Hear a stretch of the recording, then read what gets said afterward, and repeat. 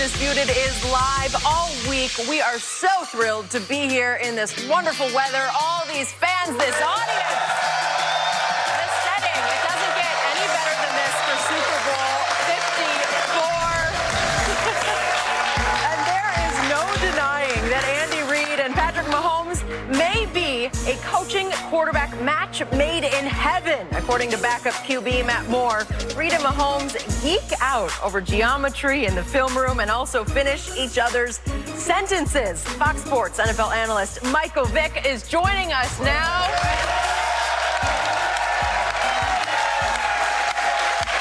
having Mike on the show.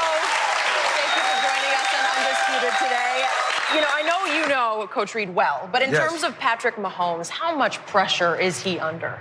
I think there's some pressure for Patrick. I think because, you know, at this juncture in Andy's career and everything that he's been through, you know, in regards to trying to win a championship from the Philadelphia days to, you know, his days in Kansas City and getting so close last year, I think the pressure comes with Patrick trying to win this Super Bowl for Andy. So that pressure stems through, you know, that situation. And, you know, Andy Reid probably won't coach as long as Patrick Mahomes is going to play. Probably another 15, 16 years for him, you know, if he's healthy, and he probably will, and he will be.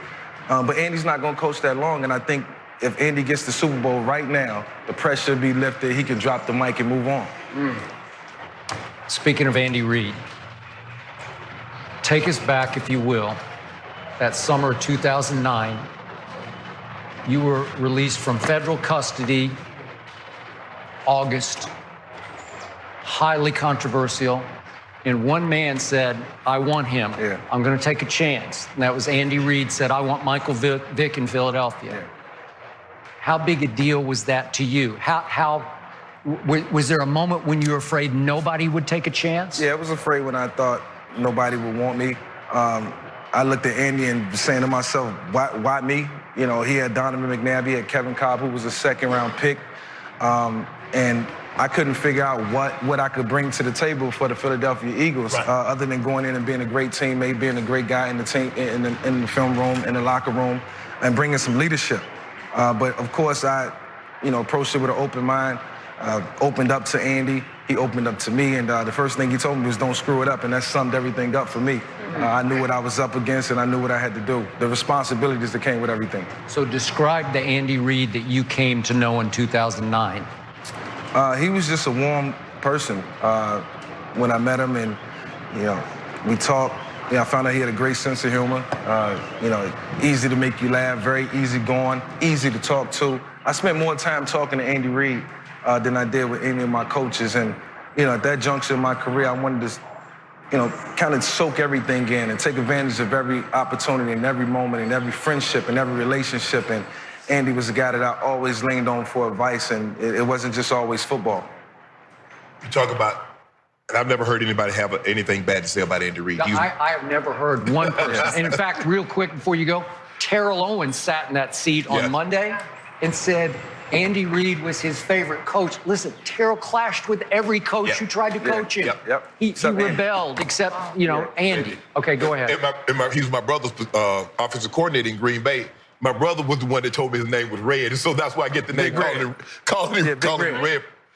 What is it about him? Because you said he's like warm. He's like almost like a giant teddy bear, like he's everybody's friend. They ask him, say, well, Andy, what did you do after you won the AFC Championship? Well, I ate a cheeseburger and went to bed. That's Andy Reid. I think because Andy understands the big picture. He knows that this is just a fraction of what we're trying to accomplish, and there's more out there. But I think his team looks at that and says, we got to be like him. We got to be humble. We got to be respectful of our situation and where we are. And stay on the grind. Don't lose focus. You know, it's a bigger picture. And I think Andy sets the tone for the rest of his locker room. To get back to the game, and we talked about earlier, Skip, and I opened up about the pressure. I don't think there's pressure, and I don't think he'll feel like, oh, my goodness, I don't know what I'm going to do from Patrick Mahomes. I think he understands that in order for them to win this game, there's no other way Kansas City can win other than Patrick Mahomes playing unbelievable. The 49ers can win. They can run the football. They can suffocate you on the defensive side. They can take the ball away. That's not how Kansas City is built. They're built to play with a lead, put pressure on the opposing team's offense, coach them into mistakes. Because if you look at the 2 playoff games, they've given up 41 points in the first half, 14 points in the second half. What's different? Kansas City has the lead in the second half. And so now they're forcing you to play catch-up. For the Kansas City Chiefs and the deficit that they created the last 2 playoff games, it just can't happen. It better not happen. And I think Patrick Mahomes and his ability to run the football, which is a big caveat, and the reason why they won those last 2 games. He took off more in the last 2 postseason games than he did probably all season long. Correct. And it was the deciding factor in the games. It created first downs. It created a touchdown. And, you know, they was able to mount the comebacks, keep drives going, and keep the opposition off the field. So, you know, that's what has to happen. They got to stand to their element and not get outside of what the things that they do well. Now, let's be clear about this. Patrick Mahomes, no Michael Vick when it comes to running the football, though. That's a good thing. I think. That's a good thing. You know, keep that under wraps. Like, you know, everybody's not like myself or Lamar Jackson with the dynamic speed. Sometimes I think it could be a gift and a curse, and I'd rather see Patrick scramble and throw the long ball than scramble and run. Back to Andy Reid. I think a lot of people miss the point on this, but Andy has a long history of taking chances on troubled football players. Right. And right now, you look on his roster, he's got Tyreek, LaShawn, Frank Clark, Travis Kelce had issues in college. And Andy, if you know him well, he's a very religious man. I think there's some sort of Father Flanagan in him that he wants to give second chances because he feels like he can reach these players and win with these players. Yeah. Did you get that vibe from him? I got that vibe. And he's a difference maker in life in general. And he's not afraid to take chances. And when most people are, I think that's when he's at his most, you know, boldest moments in his life. You know, he has the bravado to take it on. He's not afraid. And that's one thing that he explained to me when he first brought me in.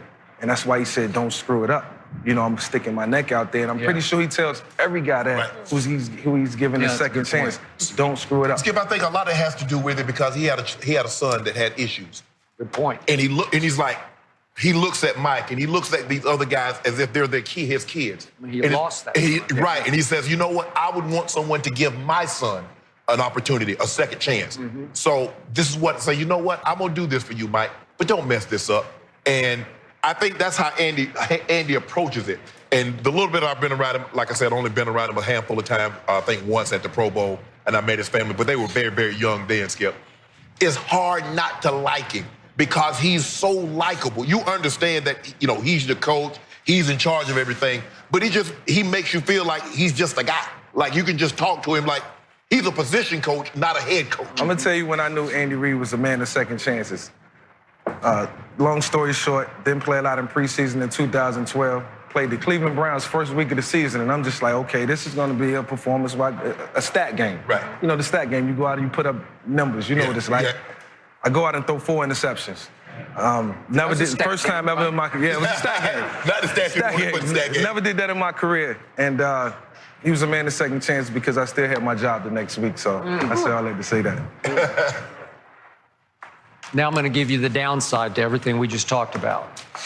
There are those around this league for years who have looked at Andy as almost too good to his players, that there's not enough discipline, that it's kind of a loosely run ship, that his teams haven't been in the best shape as the season wore on, that they could just get outworked by the teams who are just in better conditioned teams. As you look back, is there any truth to that? Because Andy in the biggest games has not been the greatest. From my experience with Andy, he looked for the older guys to be leaders in the locker room. So for me, it was, you know, taking on the responsibility of making sure that Deshaun and Macklin and LaShawn was, you know, always on time or in meetings or training or doing the right things. He put the onus on the older guys, and, you know, that's just a coach, you know, treating his guys as professionals, and I respected that, and I took responsibility for that, and I did it to the best of my ability. You know, but every guy doesn't, you know, gravitate to that, and they don't take that all in. So yeah, sometimes it could get a little loose, but the last person bad side you want to be on is Andy Reid, and trust me, he does have a bad side. Really? Yes, absolutely. Do you have an instance of that? Do you remember him losing his temper in the locker room? Well, he lost his temper with me one time. Well, he lost his temper with Deshaun one day. Yeah. And it was really ugly. It was after a Sunday night game, and we had a game on Thursday, and Deshaun never complained about catches or not getting his just due because he was the ultimate team player, but it was some riff, and Andy looked at me, he was like, you better get him. You better get him. So it was my responsibility, but it got out of hand, but it ended, the way it was supposed to, with love.